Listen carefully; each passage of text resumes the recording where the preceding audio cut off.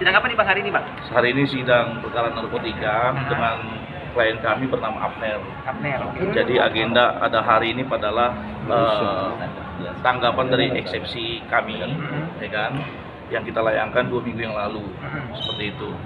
Dan cukup mengejutkan, ternyata ada hal-hal yang di luar dugaan kami terhadap tanggapan jaksa.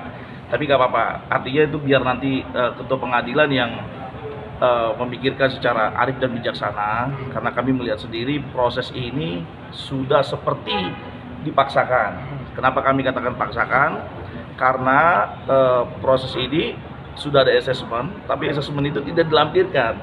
Seharusnya apabila memang dia adalah seorang pecandu, janganlah dihukum seperti layaknya dia adalah seorang pengedar. Seperti itu. Negara ini mau sampai kapan pulih? Nah, bila rekan-rekan mau melihat itu di Polres Jakarta Pusat, isinya semua pengedar. Tidak ada satupun pasal 127 pengguna. Makanya kami sangat-sangat heran. Dan adapun perkara ini adalah perkara yang murni bukan dasar daripada klien kami adalah penjual atau pengedar, melainkan disetting. Boleh digarisbawahi, disetting oleh pihak Polres Jakarta Pusat. Saya katakan itu oknum ya. Kenapa kami katakan demikian? Karena klien kami itu pulang bekerja dari Transjakarta, ada salah satu tersangka yang udah di dalam disuruh penyidik menggunakan handphone. Nah, kami jadi berpikir apakah di dalam penjara itu boleh menggunakan handphone lalu digunakan untuk menghubungi klien kami. Nah, akhirnya klien kami menyuruh lagi kawannya bejuri karena klien kami memang nggak pernah tahu di mana membeli narkoba itu sendiri. Seperti itu. Nah, jadi hasil daripada asesmen BNN itu menyatakan klien kami itu mengalami gangguan mental, ya kan? Tapi kami heran, ibaratnya jaksa di sini seperti membalikan situasi karena surat eksepsi itu surat asesmen itu sudah ada. Itu 1 bulan setelah pengajuan dan yang mengajukan pun Kompol dari Polres Jakarta, dari Kasat Reskrim Kasat Narkoba Polres Jakarta Pusat itu sudah diajukan oleh mereka, ya kan? Tapi oleh kejaksaan tetap memaksakan menggunakan pasal 114. Nah, jadi dari sini kita menggugah majelis hakim supaya hati dan pikirannya terbuka, dan kita pun sudah menyajikan data tadi di dalam hasil psikiater dari Rumah Sakit Sulianti Saroso menyatakan klien kami harus secara intensif dilakukan cross check secara kejiwaan.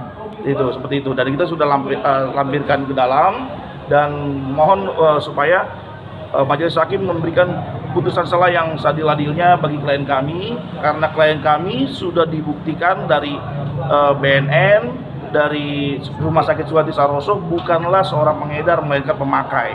Sudah jelas dikatakan demikian. Jadi asesmen itu mengatakan harus direhab, bukan untuk dipidana, bukan untuk menjalani hukuman pidana, seperti itu. Narkobanya jenis apa Bang? Narkobanya yang kita lihat sih itu sabu-sabu. Berapa gram? Nah, ini yang menjadi menarik karena di dalam mereka memaksakan beratnya 1,1 bruto, sementara berat netonya di dalam surat dakwaan 0,8. Nah, kalau di dalam peraturan kejaksaan itu tidak masuk unsur ke dalam unsur sebagai seorang pengedar.